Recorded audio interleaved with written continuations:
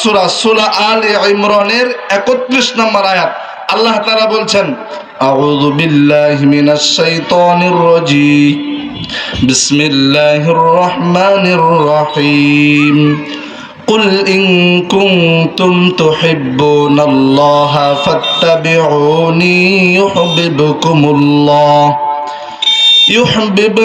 الله ويغفر لكم ذنوبكم والله غفور رحيم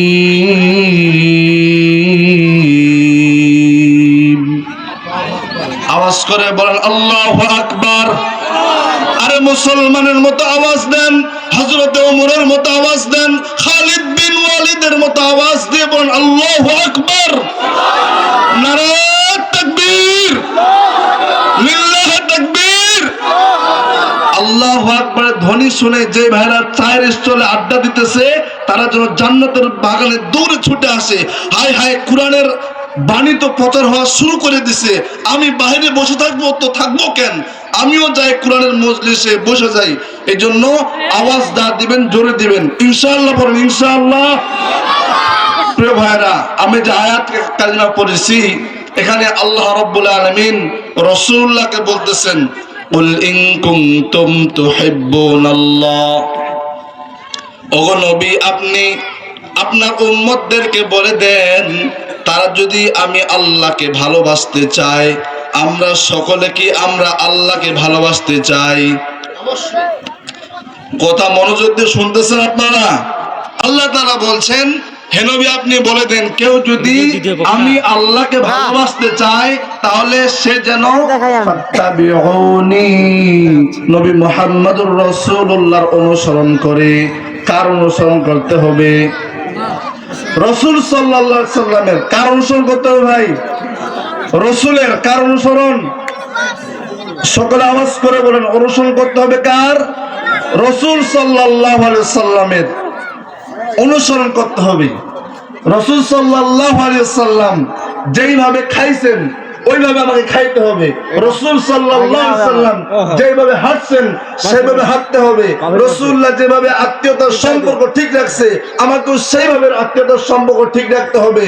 এক কথায় শেষ, রাসূলের রঙে রঙিন হইতে হবে। আওয়াজ করে বলেন ঠিক কিনা?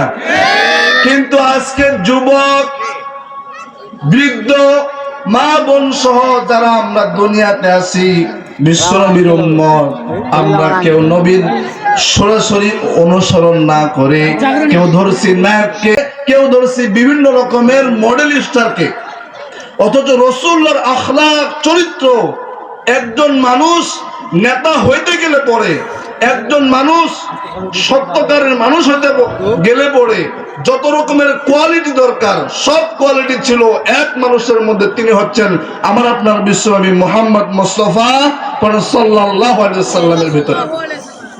এই জন্য প্রিয় ভাইরা আমার, আমি যদি আল্লাহকে ভালোবাসতে চাই, আল্লাহকে পাইতে চাই, আল্লাহর কাছাকাছি যাইতে চাই, তাহলে আমাকে রাসূলুল্লাহর অনুসরণ করা ছাড়া আর বিকল্প কোনো পথ, রাসূলুল্লাহ অনুসরণ করতে হবে। দেখে বলেন রাসূলুল্লাহকে তো আমার আল্লাহ অনেক ভালোবাসে, আল্লাহ অনেক মহব্বত করে। আরে কেমন মহব্বত করে জানেননি? কেমন মহব্বত করে জানেননি? মক্কার কাফেরেরা রাসূল সাল্লাল্লাহু আলাইহি সাল্লামকে পাগল বলছে। কি বলছে ভাই? পাগল বলছে, বিভিন্ন রকমের গালিগালাজ করছে। এবার 29 নম্বর পারা দ্বিতীয় সূরা, সূরা কলাম। এই সূরা কলামের মধ্যে আল্লাহ তাআলা কি বলে জানেননি? নুন ওয়াল কলামি ওয়া মা ইয়াসতুরুন মা আনতা বিনিআমাতি রাব্বিকা বিমাজনুন। আরে জোরে করে বলুন আল্লাহু আকবার।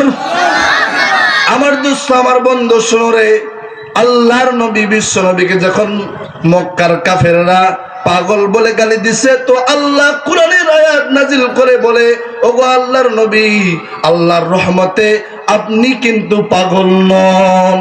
আর দেখেন না নবী, আল্লাহর নবীকে কেমন ভালোবাসে।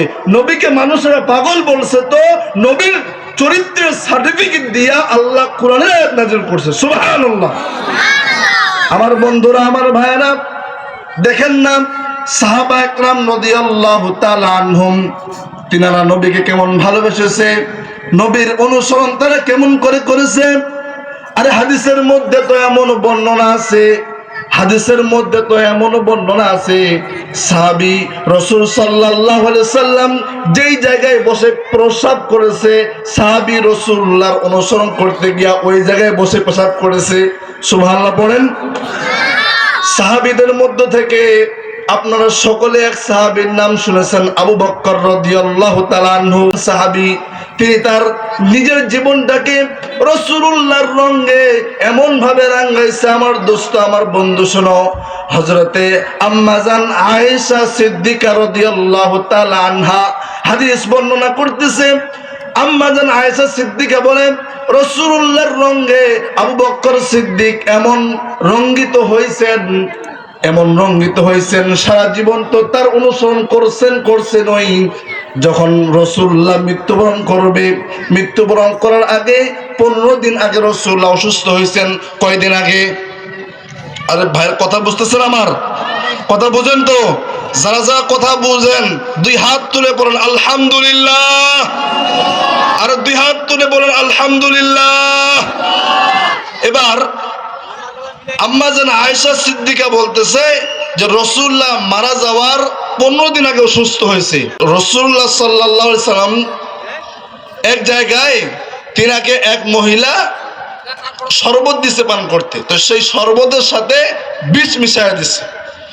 রাসূলুল্লাহ এক ঢোক পান করছেন, পরে জিবরাইল আমিন হলো রাসূলুল্লাহর কাছে যেই ফেরেশতা কোরআন নিয়ে আসতেন, ওই ফেরেশতা আয়েশা বলতেছে, ইয়া রাসূলুল্লাহ এই শরবত খাবেন না, এর মধ্যে বিষ মিশাইয়া দিছে।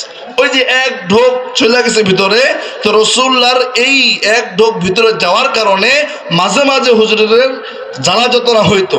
তো তিনি যখনই তার এই বিষের প্রতিক্রিয়া করত, তখন আল্লাহ রাব্বুল আলামিনের 99টা নাম আছে আসমা হুসনা, এগুলা পড়া রাসূলুল্লাহ নিজের উপরে দম করতেন, দম করলে পরে তিনি ভালো হয়ে যেতেন।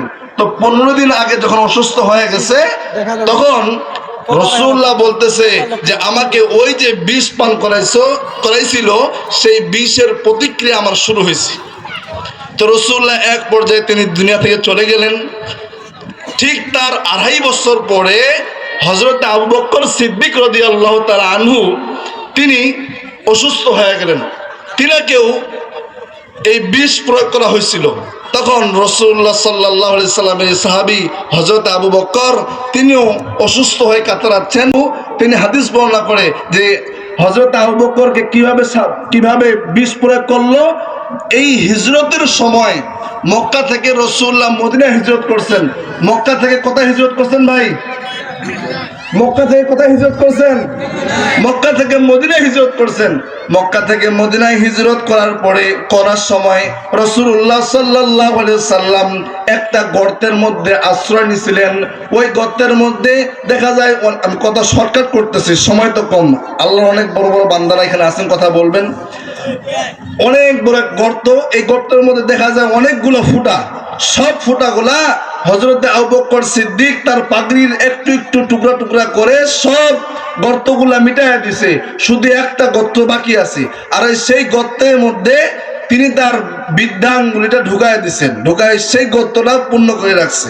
এবার রাসূলুল্লাহ তার রানের মধ্যে তিনাকে শোয়াই নিছেন। রাসূলুল্লাহকে নেওয়ার পরে ওই যেই ফুটাতে আবু বকর সিদ্দিক আঙ্গুলি ঢুকাই দিছিল, ওই ফুটার মধ্যে ছিল এক বিষধর সাপ। সেই সাপ কি করছে, হযরত আবু বকর সিদ্দিকের পায়ে দংশন করে দিছে। পায়ে দংশন করার কারণে এই বিষে আবু বকর সিদ্দিক তিনি সহ্য না করতে পারে, চোখ দিয়ে তার পানি পড়ে গেছে। এই পানি রাসূলুল্লাহর চেহারার মধ্যে যখন পড়ছে, রাসূলুল্লাহ দিশ পায় গেছে। কি আবু বকর তুমি কান্না করো কেন? বলতেছে, ইয়া রাসূলুল্লাহ ওই ফুটায় আমি পা ঢুকাই দিছি, আর ফুটার মধ্যে বিষাক্ত সাপ আমাকে দংশন করছে। এই যে রাসূলুল্লাহর সাহাবী হযরত আবু বকর সিদ্দিক এইখানে সাপের দংশনে বিষাক্ত হইলেন, যখন তিনি মারা যান তখন তার এই বিষ পুনরায় প্রতিক্রিয়া করার কারণে তিনি আস্তে আস্তে ইন্তেকাল করেছেন। তো এই আমি যে কথাটা আপনাদেরকে বলতে চাইলাম সেটা হলো, আবু বকর সিদ্দিক তার সারা জীবন সে রাসূলুল্লাহর রঙে রঙিন করছেন তার জীবনকে, এমন রঙিন করছেন তার মৃত্যুটাও রাসূলুল্লাহর বিস্ফোরক হয়েছে, আবু বকরেরও বিস্ফোরক হয়েছে। সুবহানাল্লাহ পড়েন। এই জন্য প্রিয় ভাইরা আমার, আমাদের মেহমান চলে এসেছে, আমাদের সকলকে রাসূলুল্লাহ সাল্লাল্লাহু আলাইহি সাল্লামের ইত্তেবা করতে হবে, অনুসরণ করতে হবে যদি আমরা জান্নাতে যেতে চাই, যদি আমরা আল্লাহ তাআলাকে পেতে চাই। আমি যে কয়েকটা কথা আপনাদের সামনে আরজ করলাম, আল্লাহ তাআলা আমি সহ সকল ভাইকে আমল করার তৌফিক দান করুন, বলি আমিন। নারায়ে তাকবীর।